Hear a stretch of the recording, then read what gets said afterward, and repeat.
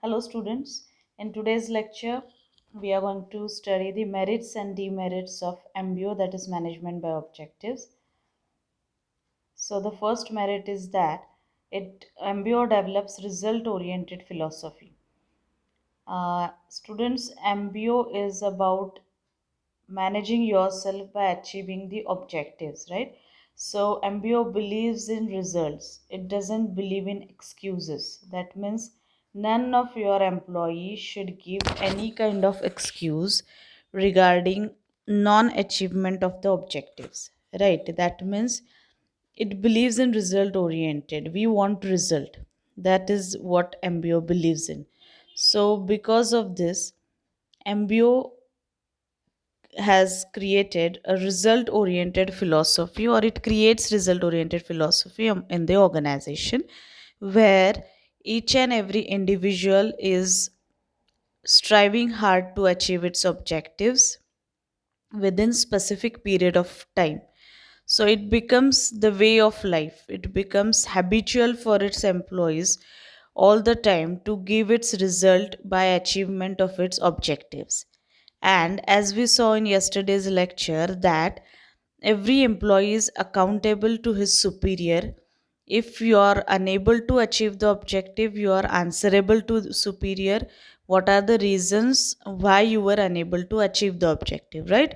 So because of this accountability, your employee becomes more aware and alert. And as we saw yesterday, that because of self control and self discipline, and because of dedication towards his work, he works very hard day and night to achieve the best results by making use of his potential and his intelligence.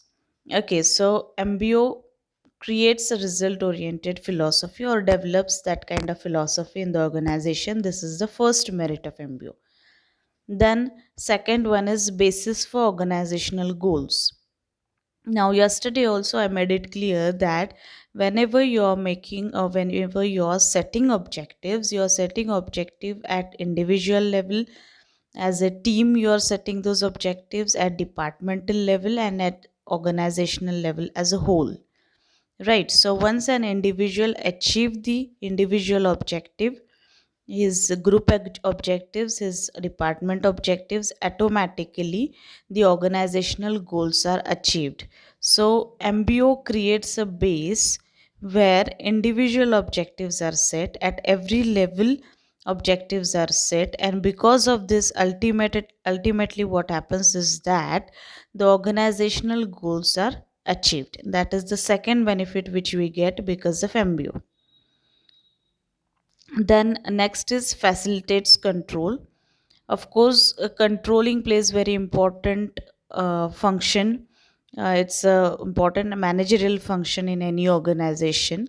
So in controlling, we see that some standards are set, then you compare your actual performance with standard performance, right? And if there are any deviations, then you make certain changes and see to it that these deviations do not occur in future, and then you achieve your results. This is the process of controlling, which you have learned it in your first year also. Now because of MBO, what happens, MBO is not only about setting the objectives, but it is about continuously monitoring and evaluating the performance of an employee. And MBO doesn't accept excuses. The process will come to an end only and only when your individuals achieve your objectives, right? So here the controlling function is thoroughly followed in MBO, where your objectives are set, your periodic performance is undertaken, periodic review is undertaken, and lastly, if you achieve the objective, you will be rewarded. And if you don't achieve, then you'll be punished for the same. This is the process of MBO. So definitely it facilitates the function of controlling. That is the third merit, we get it because of MBO.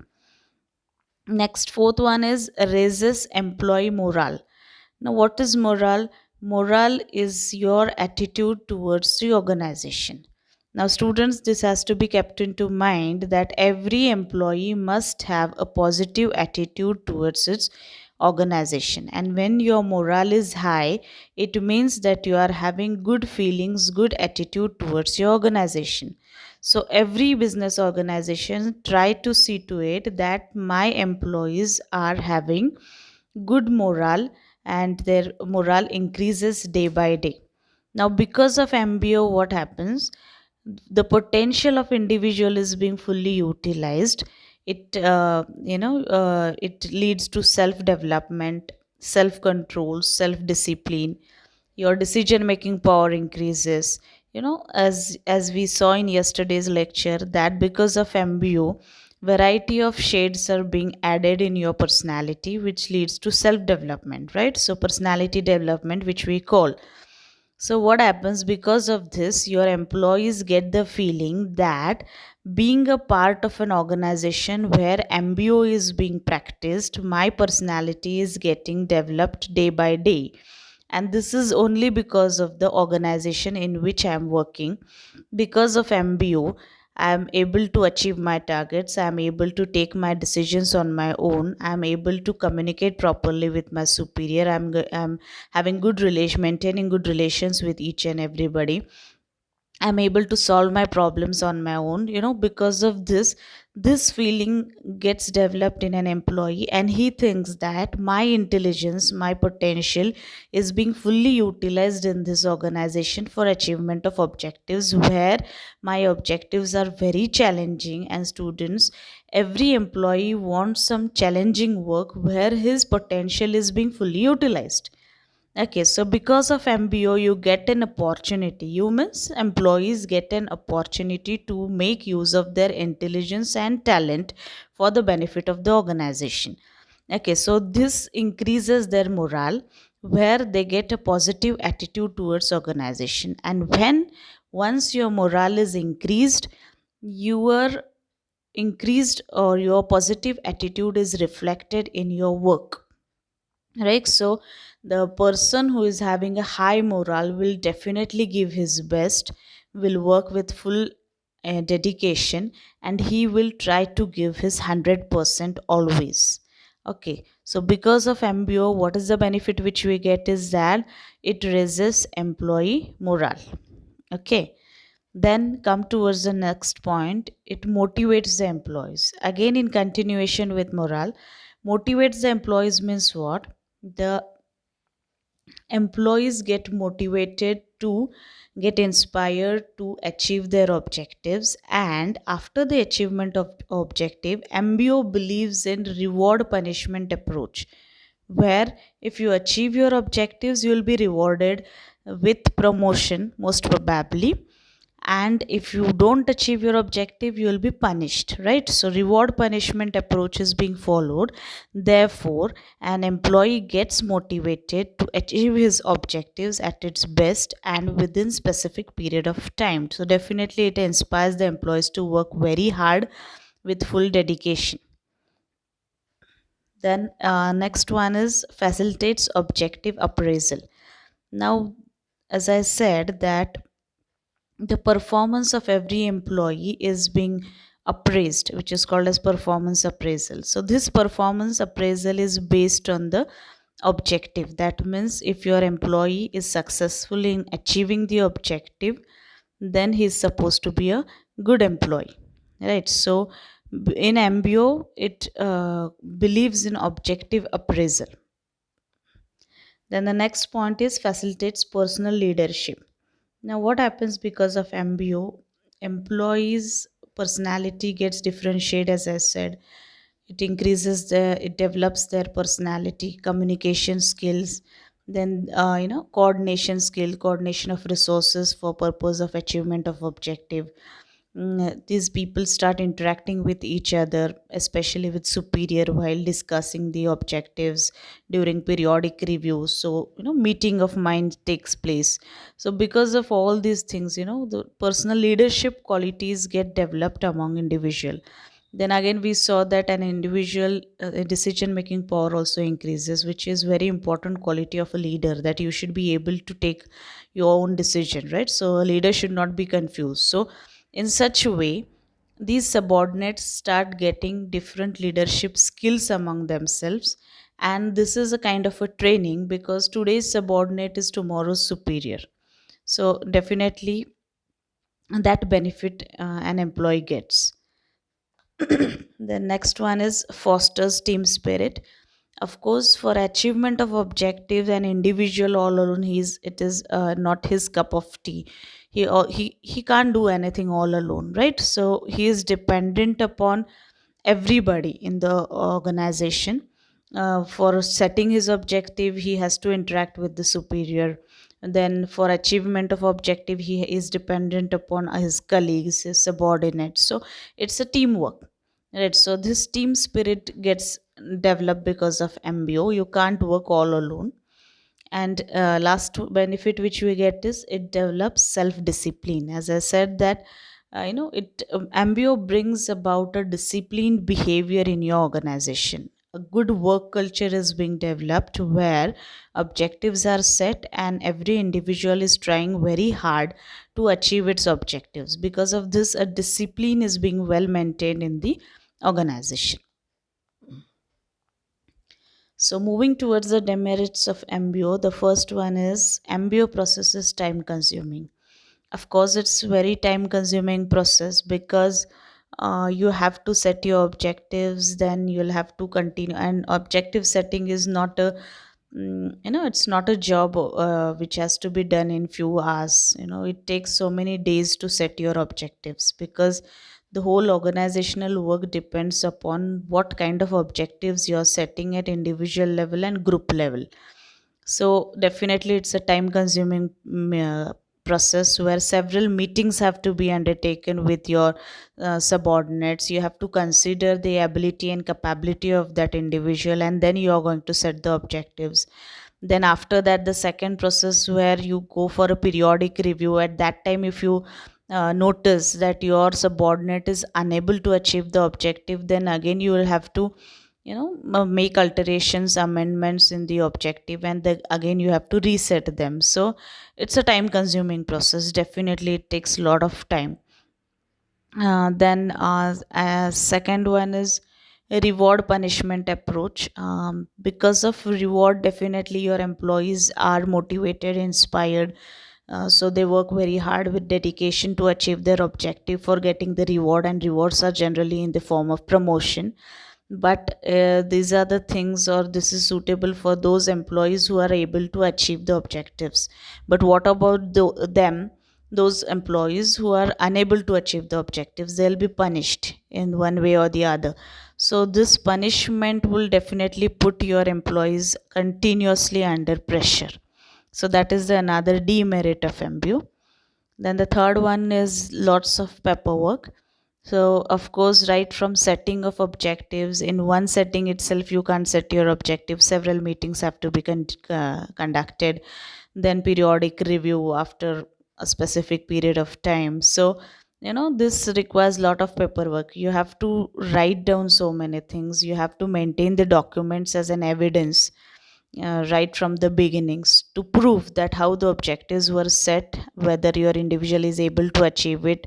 If yes, go ahead. If no, then what action is being taken, what kind of guidance is being provided by the superior.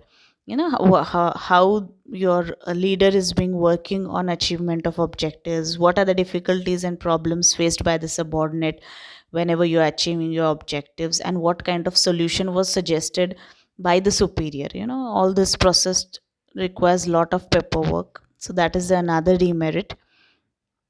Then the next point is successful only when top management is committed.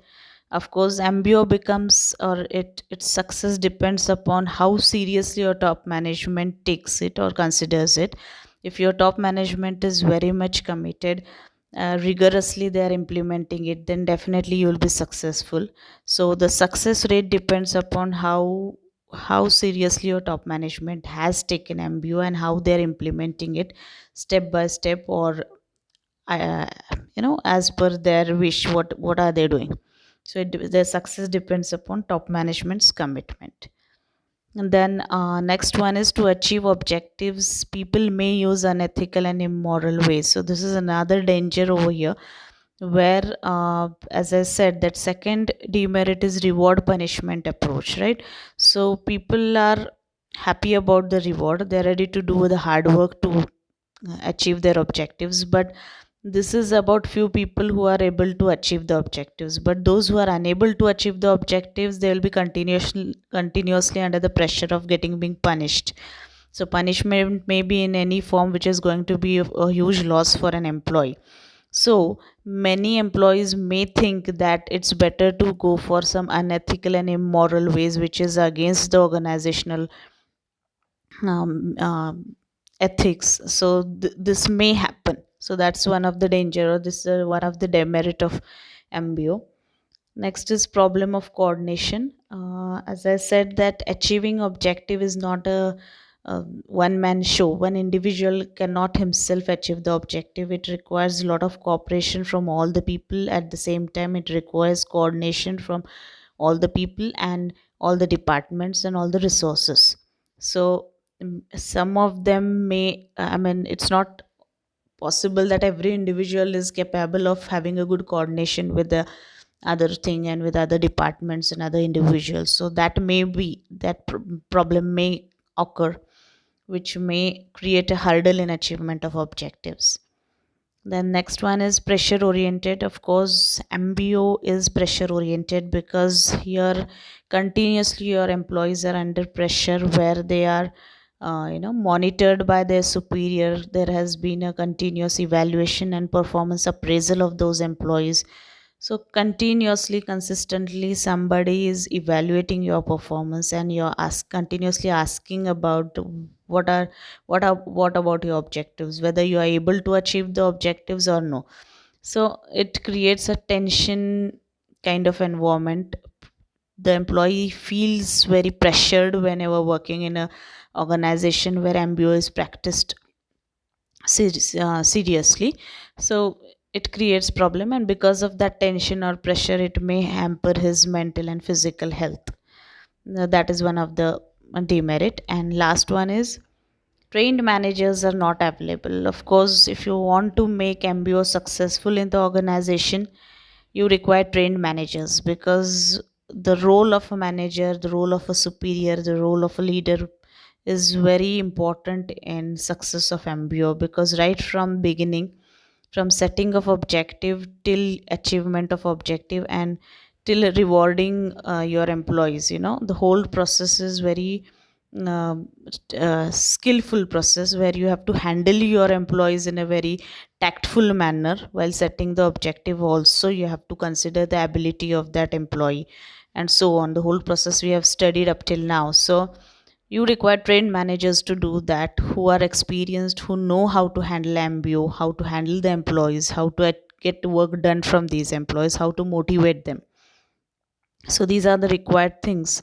If you want to make MBO successful, you require trained managers. So in today's lecture, we saw the merits and demerits of MBO. With this, I conclude with today's lecture. Thank you.